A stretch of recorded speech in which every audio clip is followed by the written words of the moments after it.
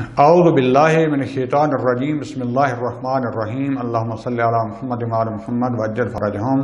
السلام علیکم ورحمۃ اللہ وبرکاتہ۔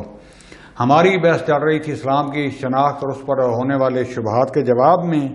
آج کا ہمارا موضوع ہوگا اسلام اور ارتداد، یعنی اسلام میں جو مرتد کی سزا رکھی گئی ہے، اس پر اسلام پر چند تہمتیں لگائی جاتی ہیں۔ مثلا ایک تہمت یہ لگائی جاتی ہے کہ اسلام وہ تفکر، تحقیق اور سوال کرنے کی مخالف ہے، اور کہتے ہیں کہ اسلام کہتا ہے کہ جب کوئی بھی مسلمان کم از کم اس کو حق نہیں ہے کہ وہ سوال کرے یا دین اسلام یا کہ اس کے بارے میں کوئی اس کا نظریہ باطل ہونا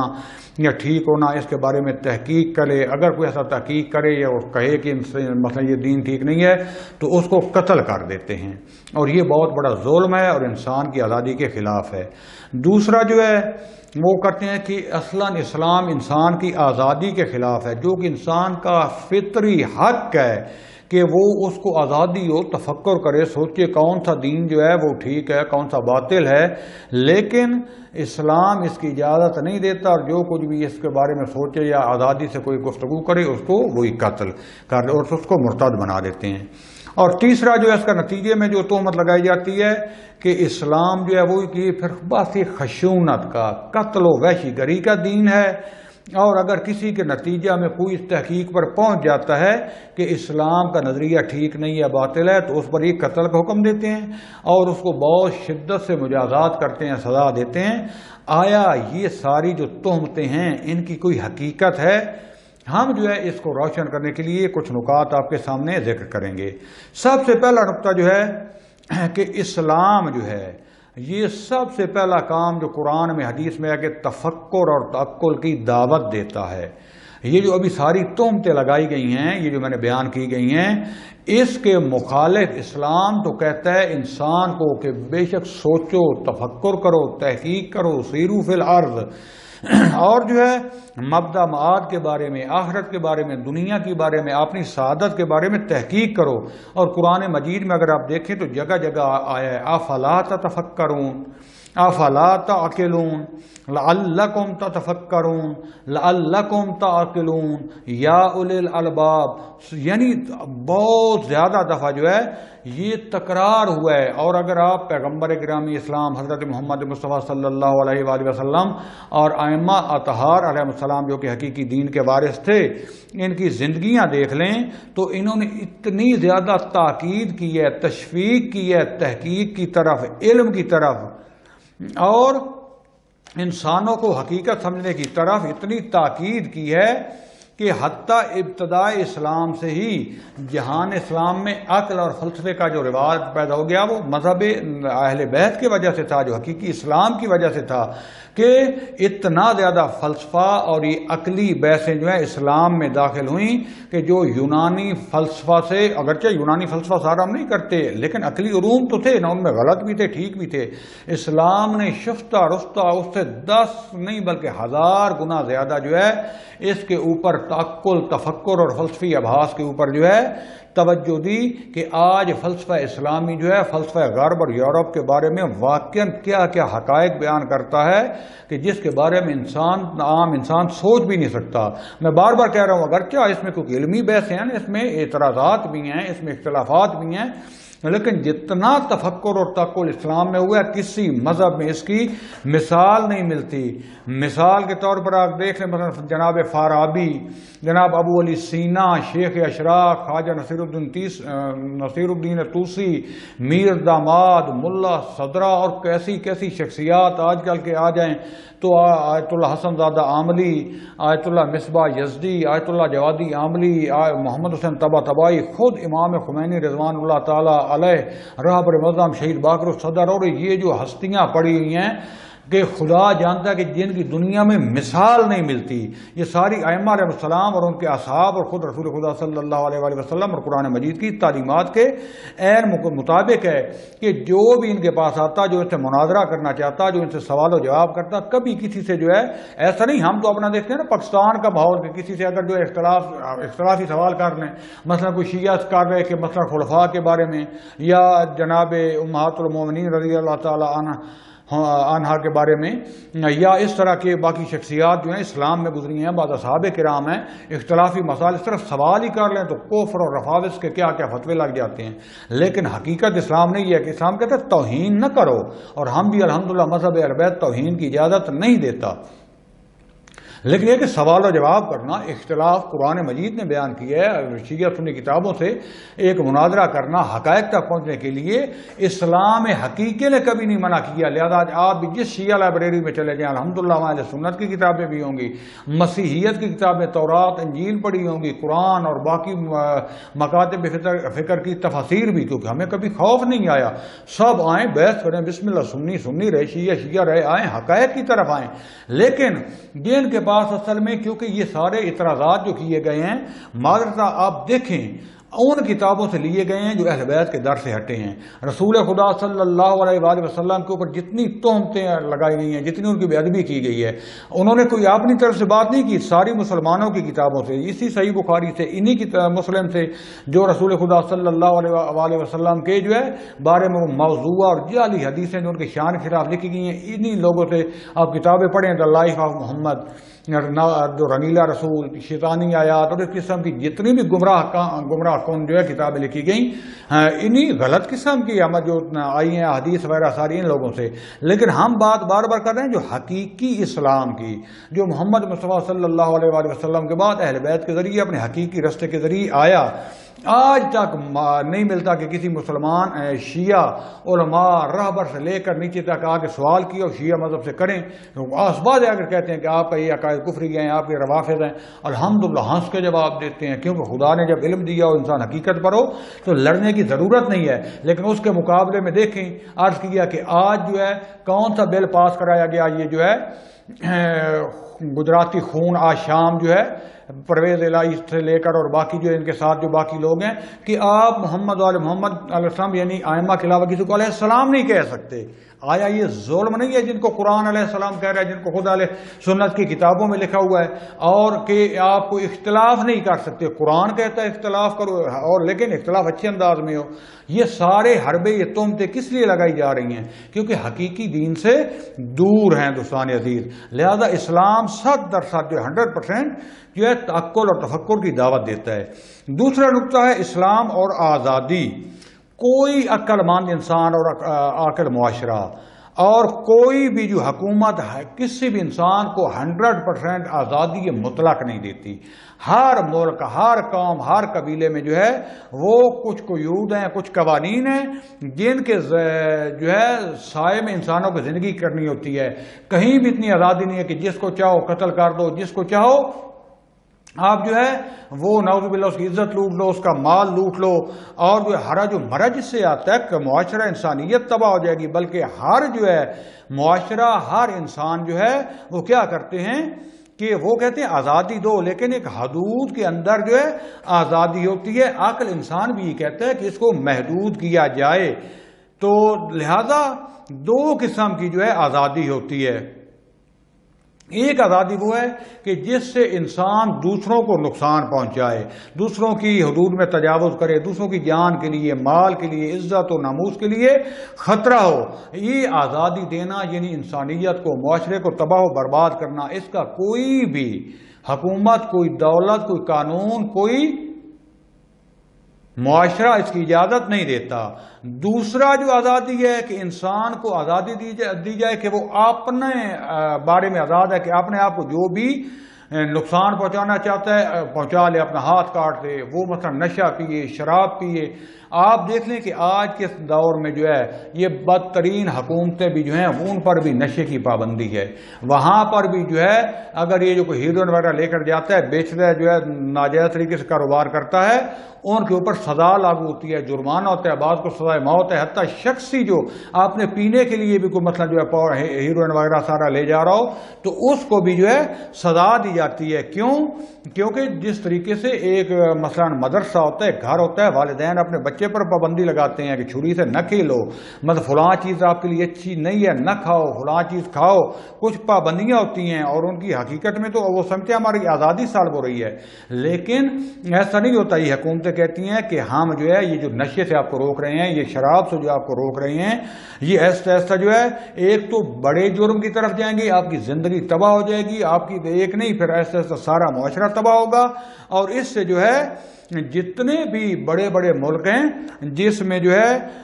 آزادی، ہم کہتے ہیں کہ بہت بڑی آزادی ہے، لیکن وہ بھی ان چیزوں سے منع کرتے ہیں، کیوں؟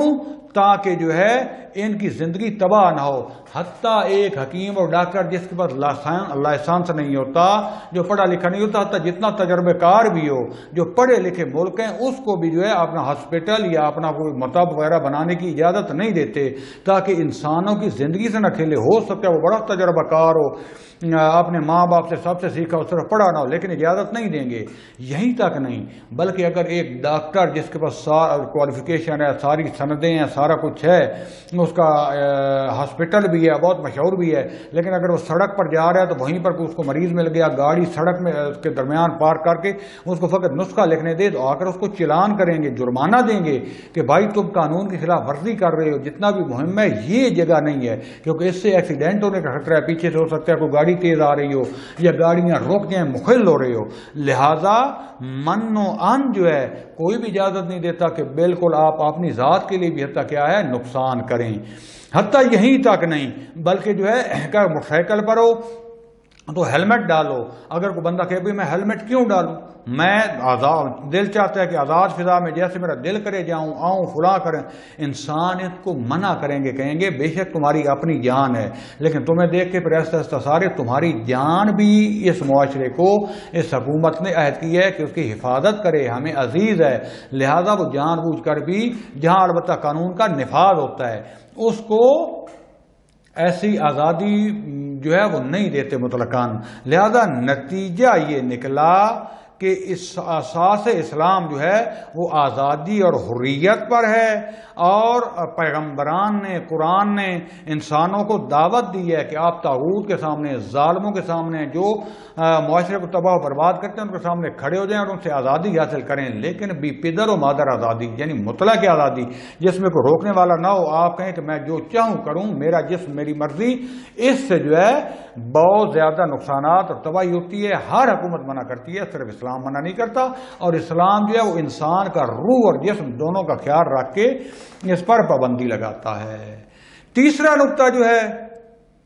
وہ ہے مرتد ہونے کا قانون۔ جو مرتد ہونے کا قانون ہے اس میں جو صاف کہا جاتا ہے کہ انسان جو اگر کوئی مسلمان جو ہے وہ کافر ہو جائے، دوسرا چلے جائے تو یہ متشدد ہیں، اس کو انتخاب کی اجازت نہیں دیتے۔ دیکھیں سادہ سی بحث ہے، ہر قانون اور ہر جو ہے دین معاشرے کے اپنے قانون ہیں، کیونکہ دین اسلام ہم عقل کے ذریعے کہتے ہیں، اگر واقعہ کو تحقیق کرے تو دنیا میں کوئی اور اس کو ایسا مذہب نہیں مل سکتا جو دین جو اسلام جتنا سچا ہو، جو اس دنیا میں بھی انسان کی آزادی، اس کی امنیت اور اس کی ترقی، اس کا کمال چاہتا اور اس دنیا میں بھی، اور صاف کہہ دیے کہ لا اکراہ فی الدین، اسلام کسی کو مجبور نہیں کرتا کہ تم جو ہے حتماً جو ہے مسلمان ہو جاؤ، نہیں ہوگے تو تمہیں قتل کرے گا، نہ، اسلام کا کوئی جو ہے یہ قانون نہیں ہے، بلکہ اسلام کہتا ہے کہ اگر اسلامی حکومت میں بھی زندگی کرتے ہو اور اسلام قبول نہیں کرنا چاہتے نہ کرو، ذمہ کے طور پر زندگی گزارو، اسلامی حکومت آپ کی حفاظت کرے گی، اپنے آپ کے بنیادی ضروریات کا خیال رکھے گی، آپ اس کے مقابلے میں اس کو ٹیکس دو، تو اپنی مرضی سے عبادت کرو، اور کہیں نہیں روکتا انسان کو۔ لیکن جب اسلام قبول کر لیا تو کہا پہلے سمجھ سوچ کے اسلام قبول کرو، اسلام قبول کر لیا تو اس کے بعد اس قانون پر عمل کرنا چاہے گا۔ یہ جو قانون ارتداد ہے، مرتد ہونا، اس میں جو پہلی شرط ہے وہ نہیں ہے کہ انسان کو جو ہے اگر مطلب پہلے مسلمان تھا پھر اس کا عقیدہ کافروں والا ہو گیا ٹھیک ہے، ابھی تک اسلام نہیں چھیڑ رہا، لیکن لوگوں میں برملا اس کا اظہار نہ کرو، لوگوں میں تبلیغ نہ کرو کہ اسلام نعوذ باللہ جھوٹ ہے، یہ غلط ہے، فلاں ہے، ٹھیک ہے تم ہو گیا کہ اسلام غلط ہے، نہ کرو، اپنا چپ کر کے پھرتے رہو۔ بعض مسلمان بھی تو نمازیں نہیں پڑھتے، حج نہیں کرتے، روزے نہیں رکھتے، کون کے اوپر جو ہے نہیں، تم بھی نہ پڑھو، لیکن لوگوں میں اعلان نہ کرو کہ پہلے میں مسلمان تھا اب جو ہے غلط ہو گیا، کیونکہ پہلے اسلام سے پہلے آپ نے سارے قانون کا مطالعہ کرنا تھا، اور اسلام نے کہا تھا کہ جب اسلام قبول کر لیا یہ خدا کا جو بتایا ہوا دین ہے، پھر اس سے آپ پلٹ نہیں سکتے۔ اچھا پھر بھی پلٹ گئے تو اس کا اظہار نہ کرو، تمہیں جو ہے کوئی نہیں چھیڑے گا اس دنیا میں، آخرت میں خدا بند عالم جو ہے تم سے پوچھے گا واقعا تم نے تحقیق کی تھی، تم حقیقت کے ساتھ جو تو وہ تمہارے ساتھ عدل کے ساتھ رفتار کرے گا۔ اگر واقعا اسلام سمجھ میں نہیں آیا تو اللہ بہتر جانتا ہے، لیکن جان بوجھ کے تم نے کوتاہی کی تو پھر جو ہے وہ جانے اور تم جانو۔ اور اسی لیے اسلام جو ہے اب یہ کہ وہ اسلام سے پلٹ جائے، مرتد ہو جائے اور وہ ملأ عام میں اعلان کرے کہ میں اسلام کو باطل جھوٹا سمجھتا فلاں، اس کے اوپر جو ہے اسلام نے سزا لگائی ہے، اور وہ بھی اس لیے کہ روح اسلام جو ہے یہ انسان کی روح اور انسان کے بدن تمام اس دنیا اور اس دنیا کے لیے آیا ہے۔ یہ ایسا وسیلہ ہے کہ جو انسان کو اس دنیا میں بھی آخرت میں بھی انسان کو حقیقت تک پہنچانا چاہتا ہے۔ لیکن آپ اگر جو ہے آپ کو نہیں بھی ٹھیک لگ رہا تو پہلے آپ نے قانون پڑھنے تھے، جب قانون پڑھ لیا تو اس کے بعد آپ جو ہے پھر آپ اس کا انکار نہ کریں۔ مثال کے طور پر ایک یونیورسٹی وہ داخلہ لیتی ہے کہ ہم آپ سے اتنی فیس لے رہے ہیں، اگر آپ جو ہے یا ہم مثلا آپ سے کم فیس سے پڑھا رہے ہیں تو آپ کیا کریں گے؟ اگر درمیان میں چھوڑیں گے تو اتنا جرمانہ بھی دیں گے، اگر ڈگری لے لیں گے تو اتنے سال ہماری جہاں کہیں گے ٹیچنگ کریں گے، پر ایک شرط لگاتی ہے جب آپ نے یہ قبول کر لی تو پھر آپ کو اس کے اوپر جو ہے عمل کرنا پڑے گا، کیونکہ اسلام چاہتا ہے کہ یہ معاشرہ جو بیمار ہے، ٹھیک ہے آپ کو بیماری لگ گئی لیکن یہ بیماری دوسروں کو نہ لگاؤ، دوسرے انسانوں کو مردہ نہ کرو، ٹھیک ہے چپ کر کے اپنا کام کرو یا کافروں میں نکل جاؤ۔ ادھر مسلمان معاشرے میں رہ کر تم اسلام کے خلاف جو ہے باتیں کرو، اسلام کو جھوٹا کاذب یہ ثابت کرو اور دوسروں میں بھی بیماری پھیلاؤ، تو یہاں پر اس کی مثال اسی عضو فاسد کی طرح ہے، کینسر کی طرح کہ اس پھوڑے کو نکال دیا جائے۔ لہذا دوستان عزیز آپ اب دیکھیں کہ جب ایک مدرسہ بنایا ہوا ہے کسی نے، اس کا کوئی پرنسپل اس کا جو ہے مدیر موجود ہے، اب ایک بچہ آتا ہے وہ داخلہ لیتا ہے، 3 مہینے کے بعد وہ شروع کر دیتا ہے کہ تمہیں یہ نقائص ہیں وہ ہے، سرعام جب بھی گھنٹی بجتی ہے تفریح کی چھٹی کی وہ کھڑا ہو کہتا ہے یہ گندا ہے فلاں ہے یہ قانون ہے، تو وہ 1-2 دفعہ سمجھائے گا کہ انسان بنو، اگر تم کو اچھا لگتا ہے تو رہو، نہیں تو ہم نے پہلے قوانین آپ کو دکھائے تھے، آپ کے ماں باپ کو دکھائے تھے، تو اگر وہ جو ہے نہیں باز آئے گا تو کیا کرے گا؟ اس کے مطابق اس کی پنشمنٹ کرے گا یا اس سے نکال دے گا۔ تو اسلام بھی جو ہے وہ بھی یہی رستہ چاہتا ہے کہ انسان کو ملکوت کی طرف لے کر جاتا ہے، اور آپ جو ہے جس طریقے سے وہ دوسرے معاشرے میں جو ہے مواد مخدر اور ان چیزوں کو منع کرتے ہیں کہ اس سے ایک سے دوسرا نشئی بنے گا، معاشرہ تباہ ہوگا، ان کو روکتے ہیں، یہ اسلام بھی انسان کے روح اور جان کے لیے آیا ہے اور انسانوں کو سلامتی کی طرف لے کر جانا چاہتا ہے۔ اور اب اگر اس میں جو ہے کوئی ایسا انسان آ جاتا ہے کہ جو دوسروں کو بھی مریض کرتا ہے، دوسروں کو بھی گمراہ کرتا ہے، تو اس عضو فاسد جو ہے اس کا مقابلہ جو ہے یہ کرنا چاہیے گا، کیونکہ یہ خطرناک ترین بیماری ہے جو دوسرے انسانوں کو بھی جو ہے یہ ختم کر دے گی۔ یہ ایسا وائرس ہے کہ جو دوسری انسانیت کو بھی تباہ و برباد کر کے رکھ دے گا، لہذا اس کا مقابلہ کرنا جو ہے وہ ضروری ہے۔ اور دوسری بات یہ ہے کہ آپ ہر قوم ہر ملک میں جو ہے جو خائن ہوتا ہے، جو ملک کے ساتھ جو اپنی قوم کے ساتھ خیانت کرتا ہے، تقریباً جہاں دیکھے اس کی سزا موت ہے۔ تو اسلام میں بھی جو ہے کہ جو خیانت کرے، اتنا سارا کچھ عقلی نقلی یہ بات ہر چیز موجود ہونے کے باوجود، اور وہ جو ہے فقط جو ہے وہ کیا کرے، وہ آزادی کے نام پر جو ہے وہ اسلام کو اتنا گھاٹا پہنچائے، اسلام کو نابودی پر آ جائے، تو اس پھوڑے کو جو ہے اسلام نے دور کرنے کا کہا ہے، کیونکہ حضرت محمد مصطفیٰ صلی اللہ علیہ وسلم جو تھے وہ طبیب تھے، اور خدا کے ذریعے انہوں نے دیکھا کہ یہ جو ہے اتنا یہ جو سخت پھوڑا ہے جو اسلام کو اتنا جو ہے خواب غفلت میں لے جائے گا، کتنے لوگوں کو مشکل سے جو خواب غفلت سے بیدار کیا اس کو تباہ و برباد کرے گا، تو اس میں جو ہے جیسے حدود جاری کی گئی ہیں کہ یہ بہت کم واقعہ ہوتی ہیں، سزا بہت کم کو ملتی ہے، پہلے لوگ ڈر کے جو ہے وہ اس طرف نہیں آتے، تو یہ مرتد ہونے کا بھی جو ہے کہ وہ یقیناً ہو، جان بوجھ کر ہو، اس میں شرائط پائی جاتی ہوں، واقعاً جو ہے وہ اسلام کو اب جب برملا جو ہے برا بھلا کہہ رہا ہے تو اس کے بعد جو ہے یہ اس کے اوپر سزا جاری ہوتی ہے۔ اور عرض کیا کہ جب یہ اعلان ہو جاتا ہے تو پھر عموماً لوگ جو ہیں ٹھیک ہے جو چپ کر کے لگے رہیں، کم از کم اعلان نہیں کرتے خوف کی وجہ سے، اور اسلام کا رستہ رکتا نہیں۔ اسلام کو اور مسلمانوں کو گمراہی سے انسان بچا سکتا ہے، لہذا یہ حدود، یہ مرتد کی سزا اور یہ جو قصاص ہے، ان کی شرائط اتنی سخت ہیں کہ بہت کم یہ سزا پر عمل درآمد ہوتا ہے، لیکن جب یہ نظام موجود ہوتا ہے اس خوف کی وجہ سے بہت کم لوگ اس کا ارتکاب کرتے ہیں، جس کی وجہ سے ایک معاشرہ جو ہوتا ہے وہ صحیح امنیت میں اور آرام کے ساتھ زندگی کرتا ہے، اس میں گمراہی اور تباہی سے وہ بچ جاتا ہے۔ فعلاً جو ہے ہم اپنی گفتگو کا اختتام یہیں پر کرتے ہیں، اور اس کے بعد ہماری جو گفتگو ہوگی وہ ہے